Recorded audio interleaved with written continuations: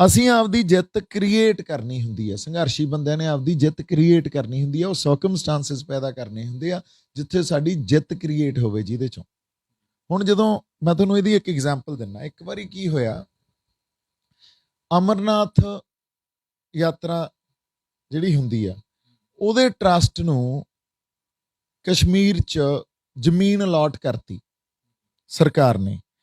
ਜਿਹੜੇ ਕਸ਼ਮੀਰੀ ਲੋਕ ਸੀ ਉਹਨਾਂ ਨੇ ਇਸ ਗੱਲ ਤੇ ਮੋਰਚਾ ਵਿੱਢ ਲਿਆ ਵੀ ਤੁਸੀਂ ਇਸ ਕਸ਼ਮੀਰ ਆ ਜਿਹੜਾ ਇੱਕ ਸਪੈਸ਼ਲ, ਉਦੋਂ ਤਾਂ 370 ਉੱਥੇ ਲਾਗੂ ਸੀ, ਵੀ ਸਪੈਸ਼ਲ ਸਟੇਟਸ ਮਿਲਿਆ ਹੋਇਆ ਸਾਨੂੰ, ਤੁਸੀਂ ਟਰਸਟ ਨੂੰ ਜ਼ਮੀਨ ਅਲਾਟ ਕਰੋਗੇ ਜਿਹੜੀ ਸਾਡੇ ਇੱਥੇ ਸਾਡੇ ਉਹਨਾਂ ਦੇ ਕਿਸਾਨੀ ਆ ਜਿਹੜੀ ਉਹਨਾਂ ਦੀ ਜ਼ਮੀਨ ਆ। ਤੇ ਮੋਰਚਾ ਵਿੱਢ ਲਿਆ ਉੱਥੋਂ ਦੇ ਕਿਸਾਨਾਂ ਨੇ, ਉੱਥੋਂ ਦੇ ਲੋਕਾਂ ਨੇ।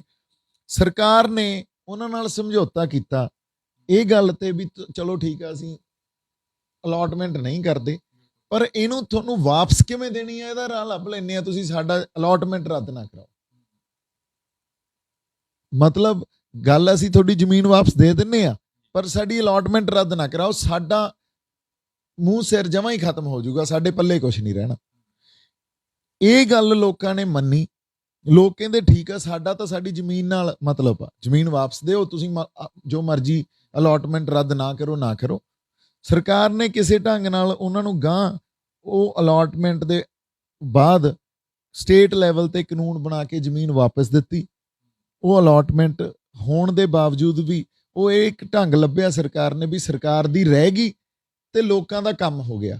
ਲੋਕਾਂ ਨੂੰ ਇਹ ਲੱਗਿਆ ਅਸੀਂ ਜਿੱਤ ਗਏ ਤੇ ਉਦੋਂ ਬਾਅਦ ਕਸ਼ਮੀਰ 'ਚ ਜਦੋਂ ਵੀ ਕਿਤੇ ਕੋਈ ਮੋਰਚਾ ਵਿੱਢਦੇ ਸੀ, ਜੇ ਉਸ ਵੇਲੇ 10,000 ਬੰਦੇ ਸੀ ਤਾਂ 10 ਲੱਖ ਖੜੇ ਹੋਣ ਲੱਗ ਗਏ, ਕਿਉਂਕਿ ਸੈਂਸ ਆਫ ਵਿਕਟਰੀ ਮਿਲ ਗਈ ਉਹਨਾਂ ਨੂੰ।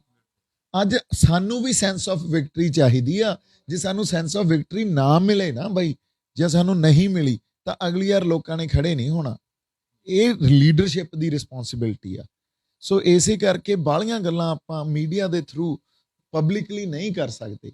ਲੀਡਰਸ਼ਿਪ ਨੂੰ ਚਾਹੀਦਾ ਅਸੀਂ ਹਜੇ ਵੀ ਇਕੱਠੇ ਬੈਠੀਏ, ਇਕੱਠੇ ਬੈਠ ਕੇ ਕੋਈ ਵਿਉਂਤਬੰਦੀ ਆਪਦੀ ਬਣਾਈਏ, ਸਟ੍ਰੈਟਜੀ ਬਣਾਈਏ, ਲੋਕਾਂ ਨੂੰ ਸੈਂਸ ਆਫ ਵਿਕਟਰੀ ਕਿਵੇਂ ਦੇਣੀ ਆ, ਉੱਥੋਂ ਢੋਲ ਵਜਾਉਂਦੇ ਹੋਏ ਭੰਗੜੇ ਪਾਉਂਦੇ ਹੋਏ ਕਿਵੇਂ ਵਾਪਸ ਲੈ ਕੇ ਆਉਣੇ ਆ, ਇਹ ਗੱਲ ਨੂੰ ਵਿਚਾਰੀਏ ਤੇ ਸਾਡਾ ਕੰਮ ਵੀ ਹੋ ਜੇ, ਸਾਨੂੰ ਜਿੱਤ ਵੀ ਮਿਲੇ ਤੇ ਚੜ੍ਹਦੀ ਕਲਾ 'ਚ ਵਾਪਸ ਆਈਏ। ਇਹ ਬਹੁਤ ਲਾਜ਼ਮੀ ਆ ਤੇ ਜ਼ਰੂਰੀ ਆ ਇਸ ਟਾਈਮ ਪੰਜਾਬ ਖਾਤਰ। ਦੀਪ ਸਿੱਧੂ ਹਮੇਸ਼ਾ ਕਹਿੰਦਾ ਵੀ ਏਕਾ ਰੱਖਣਾ ਚਾਹੀਦਾ, ਪਰ ਕਿਸਾਨ ਆਗੂਆਂ ਦੀ ਜੇ ਗੱਲ ਕਰੀਏ ਤਾਂ ਪਿੱਛੇ ਜੇ ਅਗਰਾਹਾਂ ਸਾਹਿਬ ਸਪੀਚ ਕਰਦੇ ਨੇ, ਇੱਕ ਵੱਡੀ ਜਥੇਬੰਦੀ ਆ ਜਿਹਨੂੰ ਪੰਜਾਬ ਦੇ ਵਿੱਚ ਇੱਕ ਮਿੰਨੀ ਪਾਰਲੀਮੈਂਟ, ਛੋਟਾ ਮੁੱਖ ਮੰਤਰੀ ਵੀ ਮੰਨਿਆ ਜਾਂਦਾ ਗਾ ਪੰਜਾਬ ਦੇ ਵਿੱਚ, ਵੀ ਐਡਾ ਵੱਡਾ ਉਹਨਾਂ ਕੋਲ ਕੇਡਰ ਆ, ਪਰ ਉਹ ਫੇਰ ਵੀ ਸਟੇਜਾਂ ਦੇ ਉੱਪਰੋਂ ਐਦਾਂ ਦੇ ਬਖਰੇਵੇਂ ਵਾਲੀਆਂ ਗੱਲਾਂ ਕਿਉਂ ਕਰ ਜਾਂਦੇ ਨੇ? ਕੀ ਕਾਰਨ ਆ ਬਈ ਕਈ ਵਾਰੀ ਜਦੋਂ ਦੇਖੋ, ਮੈਂ ਇੱਕ ਗੱਲ ਤਾਂ ਇਹ ਮੰਨਦਾ ਵੀ ਜਿਹੜੇ ਉਗਰਾਹਾਂ ਸਾਹਿਬ ਆ ਨਾ, ਉਹ ਜੇ ਏਡਾ ਵੱਡਾ ਕੈਡਰ ਆ ਉਹਨਾਂ ਕੋਲੇ, ਇੰਨੇ ਲੋਕ ਆ ਉਹਨਾਂ ਕੋਲੇ, ਕੁਛ ਨਾ ਕੁਛ ਤਾਂ ਉਹਨਾਂ ਕੋਲੇ ਵੀ ਗੁਣ ਹੋਊਗਾ ਹੀ, ਹਨਾ।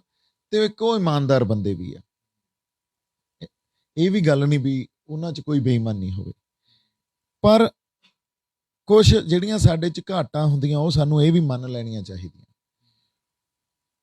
ਉਹ ਇਹ ਆ ਵੀ ਜਦੋਂ ਤੁਹਾਡੇ ਕੋਲੇ ਇੰਨਾ ਵੱਡਾ ਕਾਡਰ ਹੋਵੇ, ਤੁਹਾਡੇ ਕੋਲੇ ਸਪੋਰਟ ਹੋਵੇ, ਤੁਹਾਡੇ 'ਚ ਕਈ ਵਾਰੀ ਐਰੋਗੈਂਸ ਆ ਜਾਂਦੀ ਆ, ਹਨਾ, ਤੁਹਾਡੇ 'ਚ ਹੰਕਾਰ ਵੀ ਆ ਜਾਂਦਾ। ਔਰ ਇਹ ਜ਼ਰੂਰੀ ਨਹੀਂ, ਇਹਦਾ ਉਮਰ ਨਾਲ ਕੋਈ ਸੰਬੰਧ ਨਹੀਂ ਹੁੰਦਾ। ਉਹ ਕਈ ਵਾਰੀ ਉਹ ਹੰਕਾਰ 30-35 ਸਾਲ ਦੇ ਬੰਦੇ 'ਚ ਨਹੀਂ ਹੋ ਸਕਦਾ ਤੇ 60 ਸਾਲਾਂ ਦੇ ਬੰਦਿਆਂ 'ਚ ਹੋ ਸਕਦਾ, ਹਨਾ। ਇਹ ਉਲਟ ਵੀ ਹੋ ਜਾਂਦੀ ਆ ਗੱਲ, ਕਿਉਂਕਿ ਉਸ ਵੇਲੇ ਜਾ ਕੇ ਤੁਹਾਨੂੰ ਐਡਾ ਲਾਮਬੰਦ ਕਰ ਸਕਦੇ ਆ ਤੁਸੀਂ ਲੋਕ, ਤੁਹਾਡੇ ਇੱਕ ਗੱਲ ਤੇ 10 ਲੱਖ ਲੋਕ ਖੜੇ ਆ ਪਿੱਛੇ, ਤੇ ਇਹ ਆਪਦੇ ਆਪ 'ਚ ਵੀ ਇੱਕ ਤੁਹਾਨੂੰ ਨਸ਼ਾ ਦਿੰਦੀ ਹੈ ਗੱਲ, ਹਨਾ। ਸੋ ਹੁਣ ਜੇ ਐਰੋਗੈਂਸ ਕਿਸੇ ਲੈਵਲ ਤੇ ਆ ਗਈ ਤਾਂ ਮੈਨੂੰ ਇਹ ਲੱਗਦਾ ਵੀ ਇਸ ਸੰਘਰਸ਼ 'ਚ ਕਿਸੇ ਵੀ ਬੰਦੇ 'ਚ ਨਾ ਤਾਂ ਕੋਈ ਐਰੋਗੈਂਸ, ਜਿਹੜਾ ਆਪਾਂ ਕਹਿੰਦੇ ਆ ਹੰਕਾਰ, ਉਹਦੀ ਸਪੇਸ ਆ, ਨਾ ਇਨਸਿਕਿਉਰਿਟੀ ਇੱਕ ਦੂਜੇ ਤੋਂ ਰੱਖਣੀ ਉਹਦੀ ਸਪੇਸ ਆ, ਨਾ ਅਸੀਂ ਇੱਕ ਦੂਜੇ ਦੇ ਖਿਲਾਫ ਪੋਜੀਸ਼ਨਾਂ ਲਈਏ ਉਹਦੀ ਸਪੇਸ ਆ। ਸਾਨੂੰ ਏਕਾ ਰੱਖਣਾ ਹੀ ਪਊਗਾ, ਉਸੇ 'ਚ ਹੀ ਬਰਕਤ ਆ ਤੇ ਉਸੇ 'ਚ ਹੀ ਸਾਡੀ ਜਿੱਤ ਆ। ਜੇ ਅਸੀਂ ਏਕਾ ਤੋੜਦੇ ਆ ਫਿਰ ਤਾਂ ਸਰਕਾਰ ਸਾਡੇ ਤੋਂ ਕਾਮਯਾਬ ਹੋਊਗੀ, ਉਹਨਾਂ ਦਾ ਪਲੜਾ ਭਾਰੀ ਹੋਊਗਾ। ਸਰਕਾਰ ਇਸ ਲੜਾਈ 'ਚ, ਇਸ ਮੈਦਾਨ 'ਚ ਸਾਡੇ ਤੋਂ ਜ਼ਿਆਦਾ ਵੱਡੇ ਸਾਡੇ ਤੇ ਹਮਲੇ ਕਰ ਜੂਗੀ, ਫਿਰ ਸਾਡੇ ਪੱਲੇ ਹੱਥ ਪੱਲੇ ਕੁਛ ਨਹੀਂ ਪੈਣਾ। ਬਈ ਜੇ ਗੱਲ ਕਰੀਏ ਤਾਂ ਜਿਵੇਂ ਹੁਣ ਤੁਸੀਂ ਕਿਹਾ ਵੀ ਸਾਡੇ ਹੱਥ ਪੱਲੇ ਕੁਛ ਨਹੀਂ ਪੈਣਾ, ਸਰਕਾਰ ਸਾਡੇ ਤੇ ਹਮਲੇ ਕਰ ਜੂ, ਇਸ ਤੋਂ ਵੱਡੇ ਹਮਲੇ ਕੀ ਕਰ ਸਕਦੀ ਹੈ ਫਿਰ? ਨਹੀਂ, ਹਮਲਾ ਕੀ ਹੁੰਦਾ ਤੁਹਾਡੇ ਤੇ? ਅੱਜ ਉਹ ਪਾਲਿਸੀ ਮੇਕਿੰਗ 'ਚ ਹੀ ਹਮਲਾ ਕਰ ਰਹੇ ਆ ਨਾ, ਸਾਡੇ ਤੇ ਕੋਈ ਫਿਜ਼ੀਕਲ ਹਮਲਾ ਤਾਂ ਨਹੀਂ ਕਰ ਰਹੇ, ਉਹਨਾਂ ਦੀਆਂ ਪਾਲਿਸੀਜ਼ ਆ ਜਿਹੜੀਆਂ, ਅਸੀਂ ਉਹਦੇ ਖਿਲਾਫ ਹੀ ਲੜ ਰਹੇ ਆ ਨਾ। ਤੁਸੀਂ ਇਹ ਦੇਖੋ, ਇਹ ਦੇਸ਼ ਆ ਜਿਹੜਾ, ਇਹਦੇ 'ਚ ਇੰਨੀ ਵਿਆਪਕਤਾ, ਜਿਹਨੂੰ ਡਾਇਵਰਸਿਟੀ ਕਹਿੰਦੇ ਆ, ਵੱਖ-ਵੱਖ ਤਰ੍ਹਾਂ ਦੇ ਕਲਚਰ ਆ, ਵੱਖ-ਵੱਖ ਤਰ੍ਹਾਂ ਦੇ ਫੇਥ ਆ। ਇਸ ਡਾਇਵਰਸਿਟੀ 'ਚ, ਏਡੀ ਡਾਇਵਰਸ ਕੰਟਰੀ 'ਚ ਇੱਕ ਸੈਂਟਰਲਾਈਜ਼ ਪਾਲਿਸੀ ਹੋਣੀ ਚਾਹੀਦੀ ਆ। ਇਹ ਤਾਂ ਆਪਦੇ ਆਪ 'ਚ ਹੀ ਕੌਨਫਲਿਕਟਿੰਗ ਗੱਲ ਆ। ਤੁਸੀਂ ਇਹ ਦੇਖੋ, ਪੰਜਾਬ ਵੱਖਰਾ, ਮਹਾਰਾਸ਼ਟਰ ਵੱਖਰਾ, ਹਰਿਆਣਾ ਵੱਖਰਾ, ਯੂਪੀ ਵੱਖਰਾ, ਐਮਪੀ ਵੱਖਰਾ, ਇੱਧਰ ਹਿਮਾਚਲ ਵੱਖਰੇ ਲੋਕ ਆ, ਕਸ਼ਮੀਰ 'ਚ ਵੱਖਰੇ ਲੋਕ ਆ। ਉੱਥੇ ਇੱਕ ਸੈਂਟਰਲਾਈਜ਼ ਪਾਲਿਸੀ ਚੱਲੂਗੀ?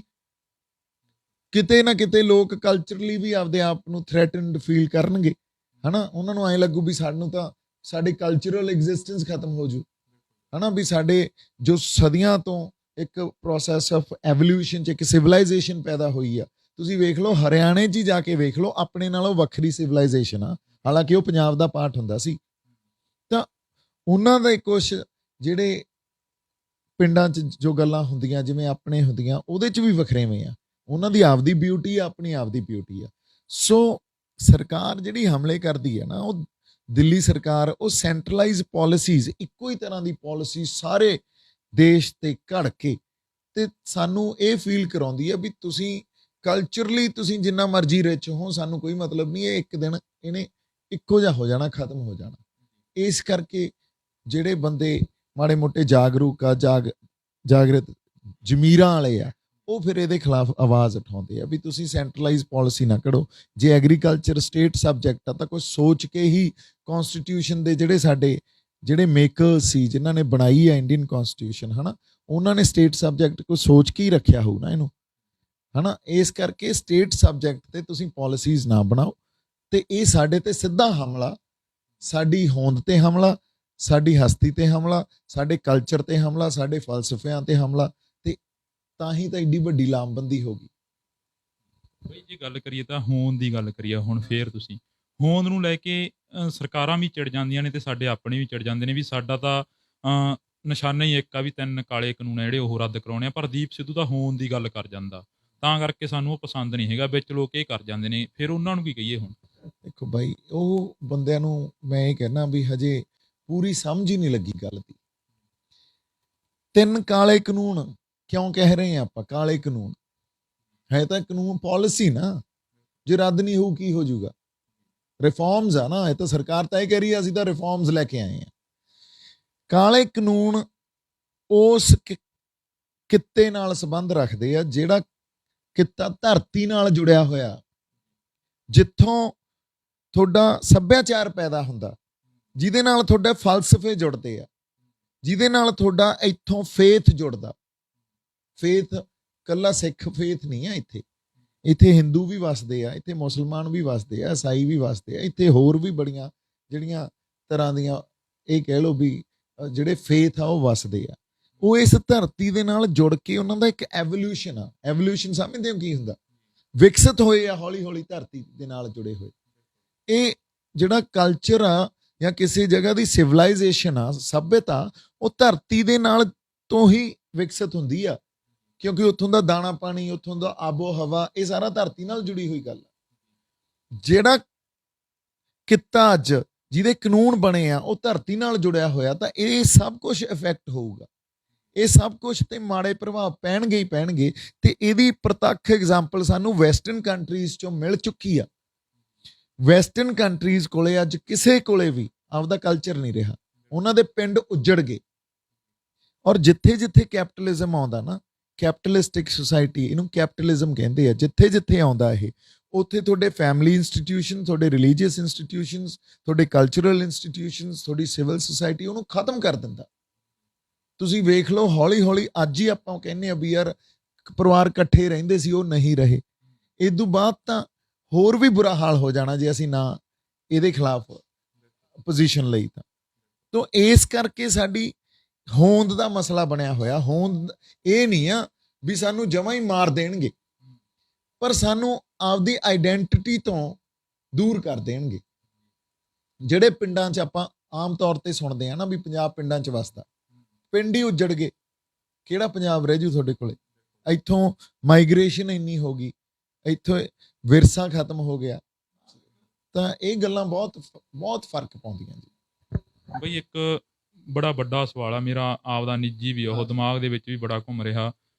ਇੱਕ ਟਾਈਮ ਦੀਪ ਸਿੱਧੂ ਦੇ ਨਾਲ ਬੜੇ ਫੋਟੋਆਂ ਕਰਾਉਣ ਵਾਲੇ ਆਉਂਦੇ ਸੀ, ਸਵੇਰੇ 4:30 ਵਜੇ ਤੋਂ ਲੈ ਕੇ ਸ਼ਾਮ ਨੂੰ ਰਾਤ ਦੇ 2-2 3-3 ਵਜੇ ਜਾਂਦੇ ਫੋਟੋਆਂ ਕਰਾਉਣ ਵਾਲਿਆਂ ਦੇ।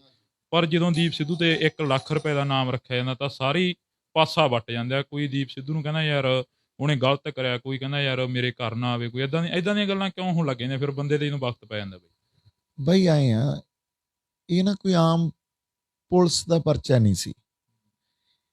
ਇੱਕ ਸਟੇਟ ਜਿਹੜੀ ਆ ਜਾਂ ਡੀਪ ਸਟੇਟ ਆ, ਇਹ ਉਹਦੀ ਮਾਰ ਪਈ ਸੀ। ਜਦੋਂ ਸਟੇਟ ਦੀ ਮਾਰ ਪੈਂਦੀ ਆ ਨਾ, ਉਦੋਂ ਬਹੁਤ ਬੰਦੇ ਭੱਜ ਜਾਂਦੇ ਹੁੰਦੇ ਆ, ਸਾਰੇ ਹੀ ਭੱਜ ਜਾਂਦੇ ਹੁੰਦੇ ਆ, ਨਹੀਂ ਖੜਦੇ।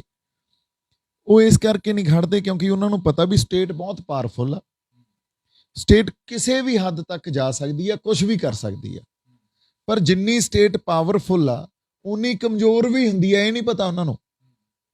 ਸਟੇਟ ਆਈਡੀਆ ਤੋਂ ਬਹੁਤ ਡਰਦੀ ਆ, ਜਿਹਦੇ ਕੋਲੇ ਆਈਡੀਆ ਉਹਦੇ ਤੋਂ ਡਰਨਗੇ, ਠੀਕ ਹੈ। ਫਿਰ ਉਹਨੂੰ ਘੇਰਨਾ ਕਿਵੇਂ ਆ, ਉਹ ਮੌਕਾ ਲੱਭਣਗੇ, ਜਿਵੇਂ ਮੇਰੇ ਨਾਲ ਹੋਇਆ। ਸੋ ਉਹ ਸਾਰੇ ਬੰਦੇ ਜਿਹੜੇ ਬੰਦੇ ਆਪਣੇ ਖਿਲਾਫ ਵੀ ਬੋਲੇ ਹਨਾ, ਜਿਨ੍ਹਾਂ ਨੇ ਬੜਾ ਮੰਦੇ ਲਫ਼ਜ਼ ਯੂਜ਼ ਕੀਤੇ, ਤੁਸੀਂ ਉਹਨਾਂ ਨੂੰ ਕਹੋ ਰੱਬ ਨੂੰ ਹਾਜ਼ਰ ਨਾਜ਼ਰ ਜਾਣ ਕੇ ਆਪਦੇ ਅੰਦਰੋਂ ਪੁੱਛ ਲਓ ਵੀ ਉਹ ਸ਼ਰਮਿੰਦਾ ਮਹਿਸੂਸ ਕਰਕੇ ਗਏ ਆ। ਬਹੁਤ ਬੰਦੇ ਮਾਫੀਆਂ ਮੰਗ ਕੇ ਗਏ ਆ। ਜਿਹੜੇ ਨਹੀਂ ਮੰਗ ਰਹੇ, ਕਿਤੇ ਨਾ ਕਿਤੇ ਉਹਨਾਂ ਦੇ ਅੰਦਰ ਆਪਦੀ ਈਗੋ ਹੈ ਨਾ, ਕਿਉਂਕਿ ਇਨਸਾਨ ਕੋਲ ਇੱਕ ਈਗੋ ਵੀ ਹੁੰਦੀ ਆ ਵੀ ਮੈਂ ਆਹ ਗੱਲ ਕਹੀ ਸੀ, ਇਹ ਤੋਂ ਪਿੱਛੇ ਕਿਵੇਂ ਹਟ ਜਾ। ਹਾਂਜੀ, ਹੁਣ ਗੱਲ ਉਹੀ ਆ ਵੀ ਫਾਦਰ ਸਾਹਿਬ ਤੇ ਵੀ ਸਵਾਲ ਉੱਠੇ। ਪਰਿਵਾਰ ਨੂੰ ਕਿਸੇ ਨੂੰ ਨਹੀਂ ਬਖਸ਼ਦੇ ਹੁੰਦੇ। ਜਿਹੜੇ ਨਾਲ ਮਾੜੇ ਮੋਟੇ ਬੰਦੇ ਖੜਦੇ ਵੀ ਆ, ਉਹਨਾਂ ਨੂੰ ਵੀ ਧਮਕੀਆਂ, ਉਹਨਾਂ ਨੂੰ ਵੀ ਇਹ ਕਹਿਣਗੇ ਵੀ ਤੁਹਾਡੇ ਤਾਂ ਪੱਲੇ ਹੀ ਕੁਛ ਨਹੀਂ ਛੱਡਣਾ। ਫਿਰ ਜਦੋਂ ਅੰਦਰ ਇੰਟੈਰੋਗੇਸ਼ਨ ਸੈਂਟਰ 'ਚ ਲੈ ਕੇ ਗਏ, ਮੈਨੂੰ ਇੰਟੈਰੋਗੇਟ ਕੀਤਾ, ਤੁਹਾਨੂੰ ਬਿਲੀਵ ਕਰਾਉਂਦੇ ਆ ਉਹ ਇਹ ਬੰਦੇ ਵੀ ਤੇਰੇ ਤਾਂ ਪੱਲੇ ਹੀ ਕੁਛ ਨਹੀਂ ਰਿਹਾ, ਤੇਰਾ ਤਾਂ ਬਾਹਰ ਹੈ ਹੀ ਕੁਛ ਨਹੀਂ।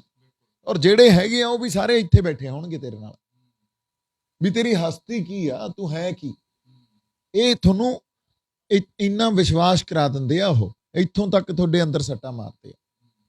ਬਈ ਗੱਲ ਕਰੀਏ, ਦੀਪ ਸਿੱਧੂ ਇੱਕ ਜਜ਼ਬਾਤੀ ਬੰਦਾ ਗਾ। ਸਾਰਾ ਕੁਛ ਚਾਹੇ ਉਹ ਮੀਡੀਆ ਹੋਵੇ, ਕੈਮਰਾ ਚੱਲਦਾ ਹੋਵੇ ਤੇ ਜਾਂ ਫਿਰ ਆਫ ਹੋਵੇ, ਉਹਨੇ ਬੋਲ ਹੀ ਦੇਣਾ। ਹੁਣ ਅੱਗੇ ਆਖਰੀ ਜੇ ਗੱਲ ਕਰੀਏ ਤਾਂ ਕੀ ਰਣਨੀਤੀਆਂ ਹੋਣਗੀਆਂ ਜਿਹੜੀਆਂ ਬੇਬੇ ਦੀ ਰਸੋਈ ਤੇ ਦੁਬਾਰਾ ਜਾਊਗਾ ਦੀਪ ਸਿੱਧੂ? ਬੇਬੇ ਨੂੰ ਕਿਵੇਂ ਛੱਡ ਸਕਦੇ ਹਾਂ ਅਸੀਂ ਆਪਦੀ?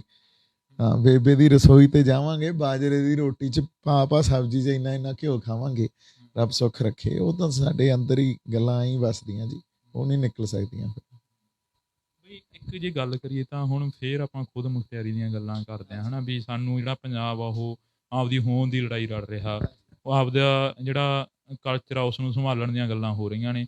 ਪਰ ਸਾਡੇ ਨਾਲ ਹੀ ਕਿਉਂ ਹੁੰਦਾ, ਇਹ ਪੰਜਾਬ ਨਾਲ ਹੀ ਕਿਉਂ ਹੋ ਰਿਹਾ? 47 ਦੀ ਗੱਲ ਕਰੀ ਤਾਂ 47 'ਚ ਵੀ ਪੰਜਾਬ ਵੰਡਿਆ ਗਿਆ, 84 'ਚ ਵੀ ਪੰਜਾਬ ਵੰਡਿਆ ਗਿਆ, 66 'ਚ ਵੀ ਪੰਜਾਬ ਵੰਡਿਆ ਗਿਆ। ਇਹ ਪੰਜਾਬ ਨਾਲ ਹੀ ਕਿਉਂ ਹੁੰਦਾ ਜੀ? ਬਈ ਇਹ ਨਾ, ਇਹਦੇ ਪਿੱਛੇ ਮੈਜੋਰਿਟੇਰੀਅਨ ਸਿਸਟਮ ਹੈ ਇੱਕ ਇੰਡੀਆ 'ਚ।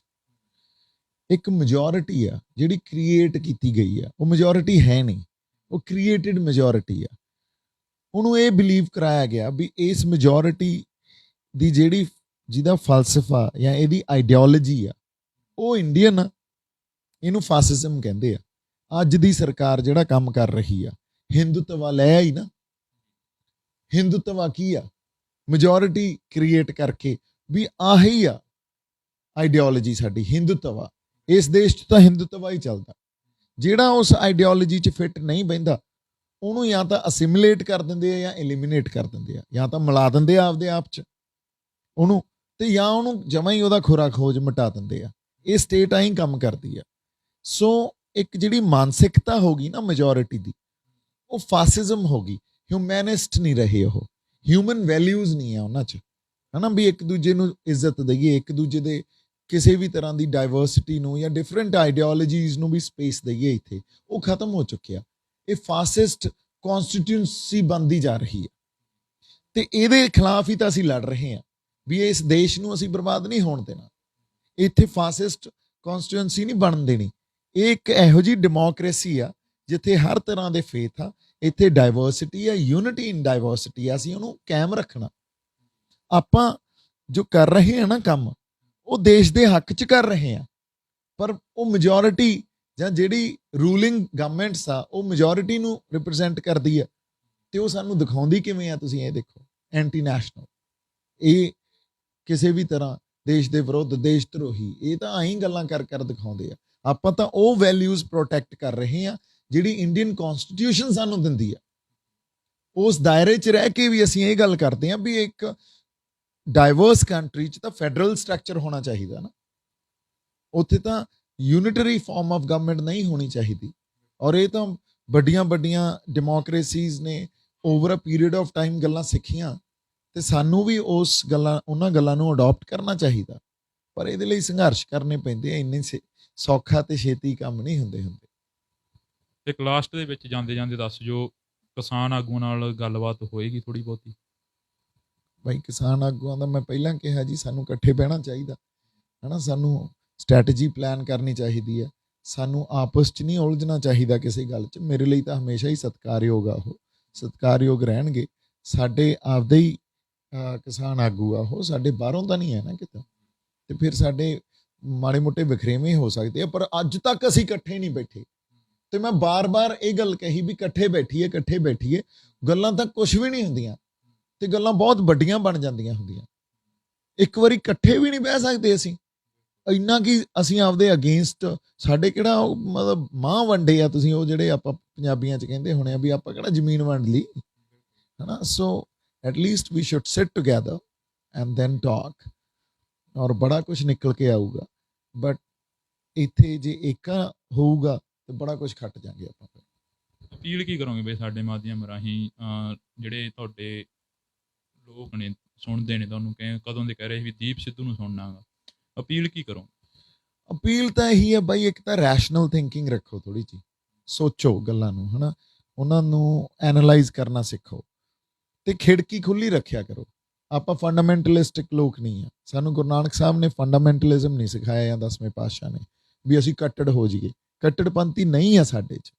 ਖਿੜਕੀ ਖੁੱਲੀ ਰੱਖੋ। ਦੂਜਾ ਬੰਦਾ ਜੇ ਤੁਹਾਡੀ ਆਈਡੀਓਲੋਜੀ ਨਾਲ ਨਹੀਂ ਸਹਿਮਤ ਆ, ਫਿਰ ਵੀ ਉਹਨੂੰ ਬੋਲਣ ਦਾ ਹੱਕ ਹੈ ਤੇ ਉਹ ਦਿਓ, ਉਹਨੀ ਇੱਜ਼ਤ ਦਿਓ, ਨਫਾਸਤ ਰੱਖੋ, ਅਦਬ ਸਿੱਖੀਏ, ਅਸੀਂ ਕਿਵੇਂ ਗੱਲ ਕਰਨੀ ਹੈ ਇੱਕ ਦੂਜੇ ਨਾਲ ਉਹ ਸਿੱਖੀਏ, ਹਨਾ। ਈਵਨ ਸੋਸ਼ਲ ਮੀਡੀਆ ਤੇ ਜਿਸ ਤਰ੍ਹਾਂ ਦੀ ਭਾਸ਼ਾ ਹੋਈ ਆ, ਮੈਂ ਉਹਨਾਂ ਨੂੰ ਵੀ ਅਪੀਲ ਕਰਦਾ ਵੀ ਤੁਸੀਂ ਸੋਸ਼ਲ ਮੀਡੀਆ ਤੇ ਵੀ ਜਿਹੜੀ ਇੱਕ ਕਿਰਦਾਰ ਨੂੰ ਅਸੀਂ ਮੇਨਟੇਨ ਕਰਕੇ ਰੱਖਦੇ ਹਾਂ ਆਪਦੇ ਨੂੰ, ਉੱਥੇ ਸਾਨੂੰ ਰੱਖਣਾ ਚਾਹੀਦਾ। ਸਾਨੂੰ ਗਾਲਾਂ ਨਹੀਂ ਕੱਢਣੀਆਂ ਚਾਹੀਦੀਆਂ। ਉਹ ਪਬਲਿਕ ਪਲੇਟਫਾਰਮ ਆ, ਬੜੇ ਤਰ੍ਹਾਂ ਦੇ ਲੋਕ ਪੜ੍ਹਦੇ ਆ ਉਹਨੂੰ, ਤੇ ਉਹਨਾਂ ਦਾ ਦਿਲ ਵੀ ਦੁਖਦੇ ਆ। ਤੇ ਮੈਨੂੰ ਲੱਗਦਾ ਤੁਸੀਂ ਜਦੋਂ ਸਮਾਜ 'ਚ ਵਿਚਰਨਾ, ਤੇ ਸਮਾਜ 'ਚ ਠੀਕ ਆ, ਸਾਡੇ ਇੱਕ ਪੰਜਾਬ ਦਾ ਕਲਚਰ ਇਹ ਵੀ ਆ ਵੀ ਅਸੀਂ ਜਜ਼ਬਾਤੀ ਲੋਕ ਆ, ਸਾਡੇ ਇਮੋਸ਼ਨਲ ਲੋਕ ਆ, ਅਸੀਂ ਗੁੱਸੇ ਵੀ ਜਲਦੀ ਹੋ ਜਾਂਦੇ ਆ, ਅਸੀਂ ਗਾਲੋ ਗਾਲੀ ਵੀ ਹੋ ਜਾਂਦੇ ਆ, ਪਰ 24 ਘੰਟੇ ਤਾਂ ਨਹੀਂ ਆਏ ਰਹਿੰਦੇ ਨਾ। ਸੋ ਉਹ ਗੱਲ ਆ ਵੀ 24 ਘੰਟੇ ਨਹੀਂ ਆਏ ਰਹਿ ਸਕਦੇ, ਉਹ ਇੱਕ ਸਮਾਂ ਹੁੰਦਾ, ਇੱਕ ਅੱਧੇ ਮਿੰਟ ਦਾ, ਤੇ ਉਦੋਂ ਬਾਅਦ ਤਾਂ ਫਿਰ ਅਸੀਂ ਨਾਰਮਲ ਬੰਦੇ ਆ ਨਾ, ਸਾਨੂੰ ਉਵੇਂ ਹੀ ਵਿਚਰਨਾ ਚਾਹੀਦਾ ਤੇ ਉਵੇਂ ਹੀ ਬਿਹੇਵ ਕਰਨਾ ਚਾਹੀਦਾ। ਹਾਂਜੀ, ਧੰਨਵਾਦ। ਸੋ ਇਹ ਸਨ ਸਾਡੇ ਨਾਲ ਦੀਪ ਸਿੱਧੂ। ਗੱਲ ਕਰੀਏ ਕਿ ਪੂਰਾ ਨਾਮ ਦੱਸ ਦਈਏ, ਸੰਦੀਪ ਸਿੰਘ ਉਰਫ ਦੀਪ ਸਿੱਧੂ, ਜਿਨ੍ਹਾਂ ਦਾ ਜਨਮ ਹੋਇਆ ਸੀ ਉਦੇਕਰਨ ਦੇ ਵਿੱਚ, ਮੁਕਤਸਰ ਜ਼ਿਲ੍ਹੇ ਦੇ ਵਿੱਚ ਪੈ ਜਾਂਦਾ ਪਿੰਡ। ਤੇ ਸੋ ਇਦਾਂ ਹੀ ਗੱਲਾਂ ਬਾਤਾਂ ਹੋਰ ਵੀ ਕਰਾਂਗੇ, ਅੱਗੇ ਕੀ ਨਿਕਲ ਕੇ ਸਾਹਮਣੇ ਆਉਂਦਾ। ਜੁੜੇ ਰਹੋ ਸਰਖਾਬ ਟੀਵੀ ਦੇ ਨਾਲ। ਮੈਨੂੰ ਦਿਓ ਫਿਲਹਾਲ ਦੇ ਲਈ ਆਗਿਆ, ਹਰਜਿੰਦਰ ਸਿੰਘ ਢਿੱਲੋਂ ਨੂੰ ਧੰਨਵਾਦ।